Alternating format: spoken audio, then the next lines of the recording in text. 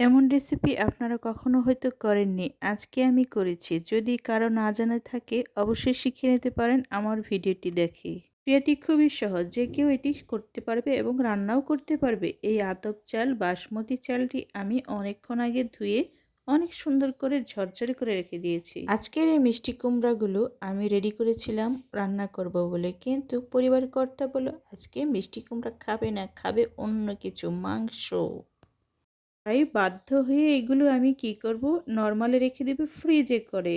আর কিছুদিন পরে কিংবা কালকে আমি সকালে ভাজি করে দেব বাচ্চাদের জন্য। ভাতগুলো আমার কি সুন্দর ঝরঝরে হয়েছে, দেখতেই কিন্তু অসাধারণ লাগছে। এই অসাধারণ সবাই রান্না করতে পারে, কিন্তু আজকে আমি বাসমতি চাল আর সিদ্ধ চাল একসাথে রান্না করেছি। তাও কি খুবই সুন্দরভাবে, এত সুন্দরভাবে যে এখন এটা যেই খাবে সে বলবে এত সুন্দর ঝরঝরে কেমন করে হলো একসাথে। আরে এইভাবে রান্না করতে হলে বহু দিনের একটা টেকনিক লাগে, যে টেকনিকটা আমি খুবই নিজে নিজে অবলম্বন করেছি, কারো কাছ থেকে শিখিনি। এ অনেকে শিখে নিতে পারেন আমার কাছ থেকে, অনেক সহজ পদ্ধতি এবং খুবই সহজ উপায়ে। পদ্ধতিটাই আজকে আমি আমার প্রিয় বন্ধুদের সাথে শেয়ার করব। প্রথমে আমি কি করেছি, বাসমতি চালটা অনেক সুন্দরভাবে ধুয়ে রেখে দিয়েছি একটি পাত্রে। আর আজকে আমি কি করেছি, মাংস রান্না করব। যেহেতু সবজি খাবেই না আজকে, ডাল ছিল আর ডালটা তো রান্নাই করেছি, এখন হচ্ছে মাংস খাবে। যে কপাল, আজকে আমার মাংসগুলো এতক্ষণ ধরে আমি রেখে দিয়েছি এই ছোট পাত্রে, যার কারণে হয়তো গলছেই না, এত শক্ত মজবুত হয়ে আছে। অনেকক্ষণ ধরে ভিজিয়ে রেখেছি তারপরও গলছে না, এত কঠিনভাবে আছে। আমি কি করলাম, এখন সব কিছু তো ভিজিয়ে রেখে এসেছি, মাংসগুলো বাইরে আসছে পেঁয়াজগুলো কাটবো বলে, যেহেতু রান্না হবে বেশি, তার কারণে বেশি পেঁয়াজ তো আমাকে রেডি করতেই হবে। এতগুলো পেঁয়াজ হাতে নিয়েছি, এখন বাহিরে বসে কুচি কুচি করে রেডি করব। কুচি কুচি করে রেডি করলে হয় কি, ভাজলে অনেক সুন্দর ব্রাউন কালার হয়ে যায় খুব তাড়াতাড়ি। পেঁয়াজগুলো ব্রাউন কালার ভাজলে হয় কি, পেঁয়াজটা অনেক সুন্দর গলে যায় রান্না যখন কষে নেওয়া হয় তখন। রান্নার পদ্ধতি যদিও জানা আছে সবারই, কিন্তু এক একজনের রান্নার পদ্ধতি এক এক রকম হয় সব সময়। আমার রান্নার পদ্ধতিও এক এক রকম নয়, আমার মতো করে আমি রান্না করি, কারণ আমার রান্নাঘর আমার টেকনিকে চলে।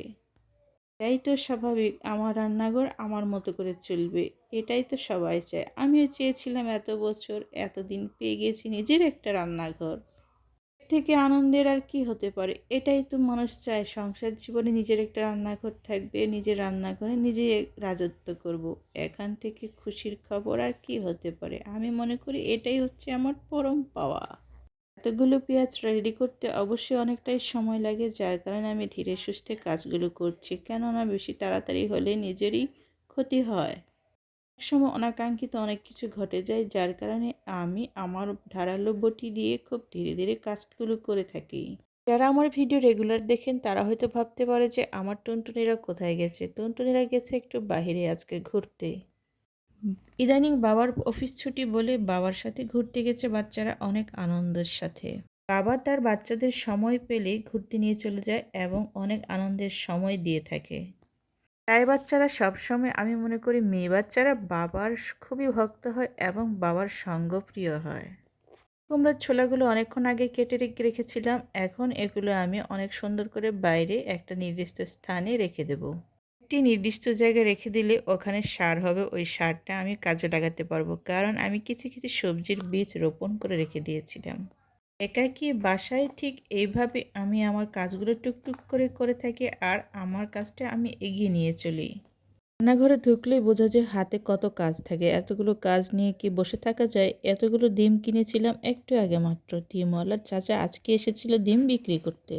ডিমওয়ালা চাচার কাছ থেকে ডিম নিয়েছি, আর একটা আন্টি এসেছিল আমার জন্য অনেকগুলো পেয়ারা নিয়ে আসছিল। পেয়ারাটা এত মিষ্টি ছিল, আমি প্রায় 1 কেজি পেয়ারা নিয়ে রেখেছিলাম বাচ্চাদের জন্য। ডিমটি পলিথিনে থাকলে কেমন যেন দেখা যাচ্ছে, এই কারণে ভাবলাম আমি এগুলো সবগুলো গুছিয়ে গুছিয়ে রেখে দেবো, আর দেখতেও খুব ভালো লাগবে। সংসার সুন্দর হয় যদি সব কিছু গুছিয়ে গুছিয়ে রাখা যায়, গুছিয়ে রাখতে পারলেই তো ঘরের সৌন্দর্য বৃদ্ধি পায়। প্রথমে পেয়ারাগুলো আমি একটা ঝুড়িতে একটা একটা করে সবগুলো গুছিয়ে নিচ্ছি, কারণ পলিথিনে রাখলে ওটা ঘেমে নষ্ট হয়ে যাবে, কারণ এখন অনেকটাই গরম পড়েছে, কিছু কিছু হালকা গরম। বাচ্চারা যখন বাহির থেকে আসবে তখন অনেকটাই খুশি হয়ে যাবে, বলবে এতগুলো পেয়ারা তুমি আমাদের জন্য রেখে দিয়েছো মা। পেয়ারাগুলো একেবারে দেশি পেয়ারা ছিল, দেখতেও খুব সুন্দর ছিল, একবারে সবুজ। আর ডিমটাও আমি কি করব, ঝুড়িটি করে রেখে দেবো এখন। এতে করে পেয়ারাগুলো রাখলে খুবই ভালো থাকবে। আর ডিমটাও আমি কি করলাম, পলিথিনে না রেখে রাখবো হচ্ছে ঝুড়িতে। আর এত বড় ডিমটা কিন্তু অনেকটাই বড় ছিল।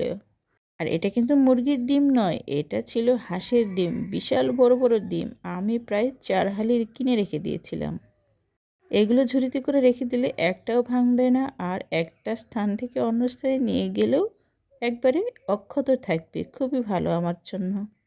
বেশ কিছুদিন আগে ভাবছিলাম যে হাঁসের ডিম পেলে আমি অনেকগুলো হাঁসের ডিম কিনবো, কিন্তু কিনতে গিয়ে দেখি অনেকটাই বিক্রি হয়ে গেছে, আমার জন্য এই কয়টাই বাকি ছিল। এখন গরম গরম ভাত দিয়ে সকালের দিকে বাচ্চাদের জন্য ভাতের সাথে আমি ডিমের একবারে লাল লাল ভুনা দিয়ে দিতে পারবো। ডিমগুলো অনেক সুন্দর ছিল, এত বড় বড়। যত্ন করে রেখে দিয়েছি, দেখতেও খুব ভালো লাগছে। এখন আমি কি করব, আমার অন্যান্য কাজগুলো করব। অ্যাঙ্গেলটা সবসময় একসাথে একদিকে থাকে না, যার কারণে আমাকে মাঝে মধ্যে একটু এক স্থান থেকে অন্য স্থানে সরিয়ে নিয়ে যেতে হয়। কিছুদিন আগের কথা, এই যে ড্রেসটা আমি নিয়েছিলাম রোজের জন্য, অথচ রোজের জন্য নিয়েছি, এখন তাড়াতাড়ি কেমন জানি পুরনো হয়ে গেছে। যখন নতুন ছিল তখন কালারটা এত সুন্দর ছিল, দেখতে অন্যরকম ছিল। আর এখানে আমি কিছু ড্রয়িং করেছিলাম নিজের মতো করে। যেটা খুব পছন্দ হয়েছিল জামাটি, আর আমি অনেক সুন্দর করে মনের মতো করে ডিজাইনও করে দিয়েছিলাম। ডিজাইনটা ওর পছন্দ হয়েছিল বলে এত ঘন ঘন ব্যবহার করতে করতে একেবারে পুরনো বানিয়ে ফেলেছে। কালারটা কিন্তু সেই রকম অনেক সুন্দর ছিল, দেখতেও খুব ওকে মানিয়েছিল ভালো। ফুলগুলো এঁকেছিলাম একেবারে সূর্যমুখীর মতো করে, ঠিক সূর্যমুখী লাগছিল না, কিন্তু দেখতে অনেকটাই সুন্দর, ফুল আর পাতা এক সেই রকম সুন্দর। আমি তার সাথে গলাতেও ডিজাইন করে দিয়েছিলাম, আর মাঝখানটাও দেখতে অনেকটা কি সুন্দর মানিয়েছিল যখন পরে ঘুরে বেড়াচ্ছিল। মাঝের কেমন ছোট ছোট ফুল দিয়েছিলাম, দেখতে কেমন আমার অসাধারণ লাগছিল। হোক, মাঝে মাঝে বাচ্চাদের জন্য এমন তৈরি করে দিই যাতে করে ওরা খুশি হয় আর বোঝে যে মাও কিছু কিছু জিনিস পারে, যে বাচ্চাদের জন্য রেডি করে দেয়। ঘুরে ফিরে সংসারের কাজ করতে করতে অনেক কাজই তো করে ফেলছি, আর এদিকে আমার ভাতের অবস্থা অনেকটাই নাজুক মনে হচ্ছে। না না, আমার ভাত ঠিকই আছে। ঢাকনাটা শুধু খুলে দিলাম আর দেখলাম যে ভাতটা অনেক সুন্দর করে ফুটছে। ঢাকনাটা এমন করে সরিয়ে দিলে হয় কি, ভাতটা ভালো থাকে এবং ঝরঝরে হয়। এটা ফুটে যাওয়ার পর আমি এখন কি করব, আমার এই ধুয়ে রাখা আতপ চালগুলো দিয়ে দিব হচ্ছে সেই সিদ্ধ চালের পাতিলে। সিদ্ধ চালের পাতিলে এখন দিয়ে দেওয়ার কারণে আতপ চালটা ফুটবে হচ্ছে একবারে সিদ্ধ চালের সাথে, আর সিদ্ধ চাল আতপ চাল একসাথে এখন সুন্দর হবে ঝরঝরে। আমি যদি প্রথমে একসাথে দুটোই দিয়ে দিতাম তাহলে কি হতো, আমার আতপ চাল তাড়াতাড়ি সিদ্ধ হয়ে নষ্ট হয়ে যেত, আর সিদ্ধ চাল ফুটতে দেরিতে। এখন ফুটবে একসাথে।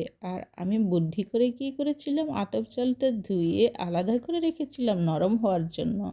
ঠিক এই পদ্ধতিতে যে কেউ রান্না করতে পারে, এবং এখানে আমি কিছু তেজপাতা মশলা এসব ব্যবহার করেছি যাতে অনেক সুগন্ধি আর সুঘ্রাণ বের হয়, যেহেতু মাংস দিয়ে খাবে বলে কথা। এর মধ্যে একটু হালকা করে নেড়েচেড়ে দিয়েছি, তাও কি সেটা হবে অবশ্যই কাঠের চামচ বা বাঁশের যে কোনো চামচ দিয়ে, কোনো স্টিলের চামচ দিয়ে নয়, কারণ কারেন্ট থাকা অবস্থায় এগুলো হচ্ছে অন্যরকম বিপজ্জনক হতে পারে। অবস্থায় আমি অবশ্যই কাঠের চামচ ব্যবহার করব, আবার নিরাপত্তার জন্য এবং দশের নিরাপত্তার জন্য। কাঠের চামচটা ব্যবহার করলে অবশ্যই তাপ হাতের মধ্যে আসে না, এবং এখানে কারেন্ট প্রবাহিত হতে পারবে না। যারা আমার ভিডিও দেখেছেন তাদেরকে অসংখ্য ধন্যবাদ। অবশ্যই সাবস্ক্রাইব করতে ভুলবেন না।